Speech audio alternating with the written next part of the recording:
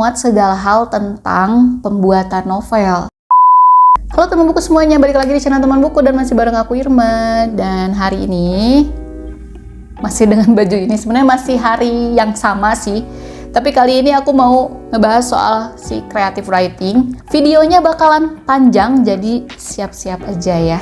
Nah, jadi secara singkat buku ini tuh memuat segala hal tentang pembuatan novel. Mulai dari bagaimana caranya memulai menulis, mengedit, membuat narasi yang menarik, memasukkan dialog, penjelasan tentang POV, plot, dan masih banyak lagi. Hanya dengan satu buku kecil ini aja, ini kecil banget loh. Ini aku pegang ya. Nih, kecil. Kamu bisa menuangkan imajinasi ke dalam sebuah cerita yang nantinya akan membentuk sebuah novel yang utuh dan bisa jadi karya kamu. Yang tadinya nggak ngerti apa itu plot, apa itu adegan, apa itu POV, ada di sini. Nah, mari kita langsung aja ke pembahasannya ya soal si buku ini. Ini aku ringkas, mungkin sekitar ada berapa poin ya? Ada 10 poin yang menurut aku tuh kayaknya penting deh untuk dijelasin di sini, di video ini. Sebagai pertama, mungkin sebagai gambaran kamu untuk mengambil keputusan beli nggak ya si novel ini, atau ya dengan menonton ini aja sebenarnya udah cukup nih buat jadi gambaran kamu untuk menulis novel. Oke, kita langsung aja ke pembahasannya. Yang pertama, menulis itu hanya perlu memulai. Nah, menurut Pak S. Laksana, di buku ini banyak penulis pemula yang susah nih untuk memulai, termasuk aku. Padahal membuat cerita itu hanya perlu menulis aja. Intinya, aksi. Kalau niat nggak ada aksi, ya percuma. Bener loh, ini ketampar banget. Tapi gimana sih kalau misalkan nggak ada ide? Atau idenya kayaknya nggak bagus gitu menurut diri sendiri. Nah, ini yang dibantah. Ide itu pasti bagus-bagus aja, tinggal kita eksekusi. Dan ide itu tuh pasti ada, tinggal kamunya nih niatin dulu dari awal, buka laptop kamu, buka aplikasi dokumen, dan mulai menulis. Atau kalau memang terbiasa menulis di buku misalnya ya udah tulis aja di buku, sesimpel itu. Terus gimana nih kalau misalkan tulisan kita jelek?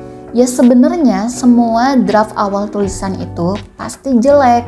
Plotnya lompat-lompat, banyak typo, dan lain-lain. Ya nggak masalah. Bebasin aja semua beban itu, karena itulah cara untuk kamu bisa menulis dengan cepat. Tips lainnya adalah dengan menyelaraskan antara otak dan tangan kamu. Karena kita kan nulis pakai tangan ya. Mau nulis, mau ngetik pasti pakai tangan. Sadar atau enggak, ketika kita menulis nih, otak kita akan seraya mengatakan kalimat-kalimat yang dengan otomatis tangan kalian nih akan merealisasikannya dengan menulis atau mengetik. Jadi intinya untuk memulai, singkirkan overthinking, selaraskan otak dan tangan kamu, terus mulai aja nulis gitu. Nanti juga lancar sendiri. Yang kedua, strategi 3 kata. Strategi 3 kata adalah strategi untuk menulis cepat. Cara ini bisa kamu gunakan untuk menulis pembuka paragraf yang tidak klise. Kamu bisa pilih 3 kata utama dan tempatkan kata-kata tersebut di awal, tengah, dan akhir paragraf. Saran lainnya saat menggunakan strategi 3 kata ini, kamu harus gunakan POV orang ketiga. Di buku ini sebenarnya udah ada contohnya, cuman ya agak sulit kalau misalkan aku tuangkan di sini ya, nanti bisa seharian gitu. Yang ketiga, jangan menulis sekaligus mengedit. Nah, ini jadi kesalahan yang paling sering dilakukan oleh penulis pemula, yaitu menulis sambil mengedit. Hal ini menjadikan durasi menulis jadi lebih lama dan jadinya tuh stuck gitu di situ-situ aja. Nah, Pak S. Laksana tidak menyarankan hal ini. Maka itu lebih baik tulis aja apa adanya. Seperti tadi yang udah awal dibahas, jelek juga nggak masalah. Nanti kan ada prosesnya untuk mengedit. Yang keempat, show don't tell. Show don't tell merupakan teknik menulis yang melibatkan panca indera. Jadi daripada kamu bilang dia marah, lebih baik ceritakan bagaimana marahnya dia. Kayak menggertakkan gigi kah, ngedumel kah, atau mukanya jadi merah, dan lain-lain. Nah, di buku ini dijelaskan secara rinci soal ini sampai ke pembahasan soal menulis dengan 5 indera. Di mana saat menulis dengan 5 indera, kita harus bisa membuat narasi yang bisa dirasakan sentuhannya, dicecap rasanya, dicium aromanya, didengar ataupun dilihat. Saran Pak S. Laksana dalam buku ini soal menulis dengan 5 indera adalah tidak perlu segala hal dituliskan secara detail. Jadi cukup gunakan 3-4 panca indera aja itu udah cukup. Yang kelima, cerita dan karakter. Sebenarnya bab ini tuh panjang banget tapi aku ringkas aja. Setiap cerita tentu tidak akan terlepas dari karakter-karakter di dalamnya, betul? Betul. Nah, ada satu tips di buku ini yang mengatakan bahwa cerita yang baik haruslah memuat karakter yang dinamis. Caranya dengan mengenali karakter kamu sendiri. Bisa dengan menyusun biografi, atau juga bisa dengan menyusun cerita dari siklus hidupnya. Nah, intinya kamu harus kenal betul nih dengan karakter yang kamu buat. Kayak seolah-olah si karakter kamu ini adalah teman baik kamu yang benar-benar kamu kenal, atau saudara kamu, atau mungkin anak kamu sendiri. Kita lanjut ke poin nomor 6, yaitu plot. Nah, sebenarnya ada 5 penjelasan mengenai plot, tapi aku akan coba buat seringkas mungkin. Nah, definisi plot menurut buku ini adalah plot merupakan sebuah proses untuk membangkitkan pertanyaan demi pertanyaan. Ia memiliki fungsi untuk mengikat perhatian pembaca terhadap tujuan dramatik sebuah cerita. Plot memberikan bentuk dramatik bagi sebuah cerita, mempertahankan keingintahuan pembaca, dan menuntun pembaca ke arah penyelesaian yang meyakinkan. Plot juga bisa terbentuk dari problem-problem yang dihadapi karakter. Plot juga bisa dibangun dari sebuah premis, dan plot juga merupakan serangkaian sebab akibat.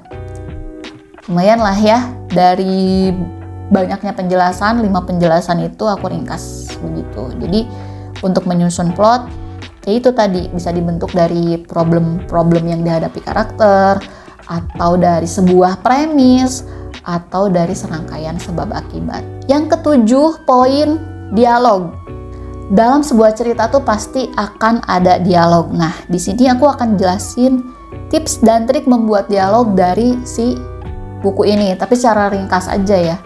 Nah, dialog itu sebenarnya gak perlu panjang-panjang katanya, karena secara logika gak ada orang yang ngomong panjang banget, kecuali aku nih yang lagi bikin video. Gitu, pasti tuh ada aja jedanya gitu kan. Kadang kalau misalnya kita lagi ngobrol, sesimpel ngebuka gosip ya kan, tahu nggak apa gitu kan. Ya gitulah. Nah, dialog juga nggak boleh mengulang yang ada di narasi, karena bisa jadi bikin cerita membosankan.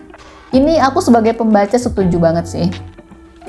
Saat karakter berdialog juga kamu bisa menambahkan bahasa tubuh agar pembaca lebih mudah mengenali ekspresi atau isi hati karakter. Ini ada contohnya, cuman aku takut salah ya kalau misalnya aku ngecontohin sendiri. Ini ada di beberapa ya, aku lupa. Tapi intinya gini, ketika ada kata-kata kamu doang, itu akan berbeda ketika bahasa tubuhnya juga berbeda. Kayak misalnya gini, kamu, terus ada tulisan, menyapanya dengan lembut, berarti kan kamu gitu kan ya. Tapi kalau misalkan kamu, terus belakangnya sambil melotot, berarti kan lagi marah gitu, kamu misalnya gitu kan. Kurang lebih begitulah. Sotoynya aku juga masih belajar sih sebenarnya. Selanjutnya poin ke-8 itu POV atau point of view. Di sini akan membahas tentang gimana sih harusnya si POV pertama, gimana sih seharusnya POV kedua, ketiga, POV ketiga dengan filter karakter tertentu, atau POV ketiga yang serba tahu, dan lain-lainnya. Semua dijelaskan dengan contoh. Secara singkat, untuk POV pertama berarti kamu menggunakan kata aku atau kami, dan hanya bisa membaca isi hati dan pikiran karakter utama yaitu aku. POV kedua menggunakan kata kamu, seolah pembaca adalah karakter utamanya. Sedangkan POV ketiga menggunakan kata dia atau nama karakter, dan narator bisa membaca hati semua karakternya atau karakter tertentu saja. 9. Poin ke-9, adegan. Adegan adalah setiap tindakan penting yang dilakukan karakter dalam cerita dengan cara yang luar biasa dan memikat seolah berlangsung dalam kejadian nyata. Sedangkan cerita adalah rangkaian adegan yang membangun satu cerita utuh. Adegan sendiri ada unsur penyusunnya, yaitu karakter, POV, tindakan penting, dialog, informasi baru, terus yang keenam konflik dan kejadian dramatis, konflik dan kejadian dramatis, terus setting, juga narasi secukupnya. Hal penting lainnya adalah perasaan atau pemikiran tokoh cerita. Dijelaskan pula di bab ini soal anatomi adegan dengan lengkap berikut dengan contohnya, tapi aku skip aja karena bakalan kepanjangan. Yang ke-10, poin ke-10 adalah konstruksi. Sebenarnya penjelasan lainnya tuh masih panjang sih, tapi aku ambil ini sebagai poin terakhir aja. Di sini kan dijelaskan bahwa namanya membuat novel berarti membangun dunia baru dengan karakter yang baru. Maka dari itu seperti halnya sebuah bangunan, katanya konstruksinya juga harus dirancang dengan bagus agar kokoh. Untuk membuat konstruksi cerita yang bagus dan kokoh, kamu harus memperhatikan relevansi, keseimbangan, dramatisasi situasi, dan suspense. Jadi ada 4 hal: relevansi, keseimbangan, dramatisasi situasi, dan suspense. Jadi itu dia 10 hal yang menjadi penyusun cerita novel yang ada di buku ini. Nah, sebenarnya kan udah aku bilang tadi berkali-kali, masih banyak banget penjelasan lainnya, karena satu buku ini bisa jadi panduan kamu untuk selamanya saat kamu menulis novel. Meskipun tipis nih, tapi penjelasan yang ada di buku ini tuh bener-bener sangat jelas, tepat sasaran, dan gak bertele-tele. Jadi kamu bisa langsung dapat ilmunya, dan aku juga sebagai pembaca buku ini juga langsung dapat ilmunya, bahkan bisa ngasih ke kalian ringkasan poin-poin pentingnya. Bahkan Pak S. Laksana juga menyematkan contoh-contoh nih di setiap babnya. Jadi kenyang banget nih, satu buku kecil aja udah kenyang banget. Penjelasannya sangat-sangat mudah dipahami, nggak banyak istilah yang bikin bingung pokoknya. Dan yang terpenting menurut aku adalah poinnya langsung kita dapetin itu. Karena kalau kita baca tuh panjang banget, kayak ini sorry ya, mumpung punya orang luar negeri sih. Nah, kayak ini kan ya, ini juga belum aku review karena aku masih baca ulang. Ini kan panjang ya, tebel. Tapi sebenarnya poinnya simple, cuman sama dia ditambahin dengan contoh-contoh yang banyak banget. Belum lagi istilah soal dunia ilmu pengetahuan alam lah, biologi itu. Itulah. Pokoknya kalau misalkan aku aja ini sekali baca aja bisa langsung ngerti, 2 kali baca itu bisa langsung paham, 3 kali, 4 kali bisa pro lah kalau baca buku ini. Sekalian kan kita ngelatih diri buat nulis cerita. Begitu. Ini murah. Harganya sekitar 70-80 ribuan di marketplace dengan cover yang baru yang warna merah. Kalau ini aku belinya bekas, covernya masih cover lama. Begitu. Oke. Jadi sekian dulu aja review video kali ini. Handphone baterai aku udah mau mati. Thank you banget yang udah nontonin, yang setia nontonin video aku.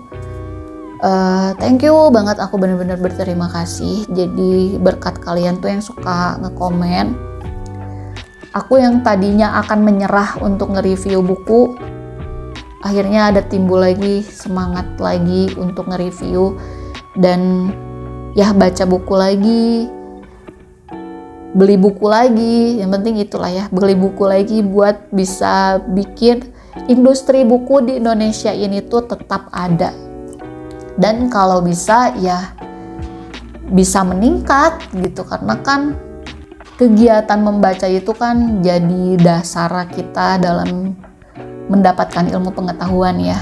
Apapun itu, entah itu ilmu pengetahuan yang umum ataupun ilmu pengetahuan tentang emosional gitu. Oke, jadi kayak gitu aja dulu cuap-cuapnya. Thank you banget sekali lagi yang udah nontonin. Sampai jumpa di review selanjutnya. Bye-bye.